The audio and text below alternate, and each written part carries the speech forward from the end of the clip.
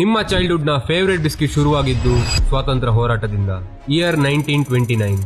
India British rule under ಇತ್ತು. ಆಗ ಲೋಕಮಾನ್ಯ ತಿಲಕ್ ಅವರ ಸ್ವದೇಶಿ ಮೂವ್ಮೆಂಟ್ ಎಲ್ಲ ಕಡೆ ಸ್ಪ್ರೆಡ್ ಆಗ್ತಿತ್ತು. ಮೇಕ್ ಇಂಡಿಯನ್ ಬೈ ಇಂಡಿಯನ್ ಅನ್ನೋ ಸ್ಲೋಗನ್ ಎಲ್ಲರ ಬಾಯಿ ಮಾತಾಗಿತ್ತು.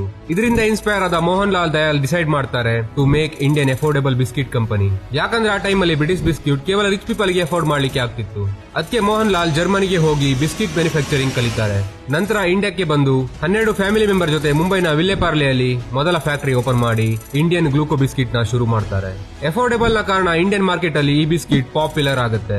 ಆದರೆ ಈ ಪಾಪ್ಯುಲಾರಿಟಿ ಜೊತೆ ಅದರ ಚೀಪ್ ಮತ್ತೆ ಫೇಕ್ ಗ್ಲೂಕೋ ಬಿಸ್ಕಿಟ್ ಮಾರ್ಕೆಟ್ ಅಲ್ಲಿ ಸ್ಪ್ರೆಡ್ ಆಗುತ್ತೆ. ಇದರಿಂದ ಇವರ ಸೇಲ್ಸ್ ಡೌನ್ ಆಗುತ್ತೆ. ಅದಕ್ಕೆ ಮೋಹನ್ ಲಾಲ್ ಮಾರ್ಕೆಟ್ ಅಲ್ಲಿ ಒಂದು ಬ್ರಾಂಡ್ ಐಡೆಂಟಿಟಿ ಕ್ರಿಯೇಟ್ ಮಾಡ್ಲಿಕ್ಕೆ ಫ್ಯಾಕ್ಟರಿ ಇರೋ ಪ್ಲೇಸ್ ನ ಹೆಸರಿಂದ ಪಾರ್ಲೆ ಮತ್ತೆ ಅದರ ಜೊತೆ ಗ್ಲೂಕೋನ ಸೇರಿಸಿ ಪಾರ್ಲೆ ಗ್ಲೂಕೋ ಅಂತ ಬ್ರಾಂಡಿಂಗ್ ಮಾಡ್ತಾರೆ. ನಂತರ ಇದು ಪಾರ್ಲೆ ಜಿ ಆಗುತ್ತೆ. ಪ್ಯಾಕೇಜಿಂಗ್ ಚೇಂಜ್ ಮಾಡಿ ಅದರಲ್ಲಿ ಒಂದು ಚಿಕ್ಕ ಹುಡುಗಿಯ ಫೋಟೋ ಆಡ್ ಮಾಡ್ತಾರೆ. ಹೀಗೆ ಈ simple design became Indian iconic biscuit Parle G.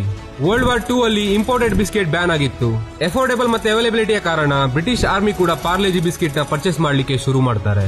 ಇದು ಈ ಬಿಸ್ಕೆಟ್ ನ ಪಾಪ್ಯುಲಾರಿಟಿ ಇನ್ನೂ ಜಾಸ್ತಿ ಮಾಡುತ್ತೆ. ಅಲ್ಲಿಂದ ಪ್ರೆಸೆಂಟ್ ಡೇ ತನಕ ಪಾರ್ಲೆಜಿ ಅಫೋರ್ಡೆಬಲ್ ಪ್ರೈಸ್ ಅಲ್ಲಿ ಬಿಸ್ಕಿಟ್ ನ ಮಾರಾಟ ಮಾಡ್ತಿದ್ದಾರೆ. ಆದ್ರೂ ಇದು ಸ್ಟಿಲ್ ಪ್ರಾಫಿಟ್ ಮೇಕಿಂಗ್ ಕಂಪನಿ. ಯಾಕಂದ್ರೆ ಇವರು ಶ್ರಿಂಕ್ಫ್ಲೇಷನ್ ಮೆಥಡ್ ಯೂಸ್ ಮಾಡ್ತಾರೆ. ಪ್ರೈಸ್ ನ ಕಮ್ಮಿ ಮಾಡದೆ ಕ್ವಾಂಟಿಟಿನ ಕಮ್ಮಿ ಮಾಡ್ತಾರೆ.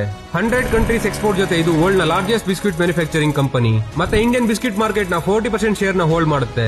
ಸ್ವದೇಶಿ ಚಳುವಳಿ ಮೋಟಿವ್ ಇಂದ ವರ್ಲ್ಡ್ ನ ಲಾರ್ಜೆಸ್ಟ್ ಸೆಲ್ಲಿಂಗ್ ಬಿಸ್ಕಿಟ್ ಬ್ರಾಂಡ್ ತನಕ ಗ್ರ್ಯಾಂಡ್ ಪೇರೆಂಟ್ಸ್ ಇಂದ gen Z, one biscuit connects every generation. ಇದು taste of Indian childhood. Parle G, the biscuit that fed generations.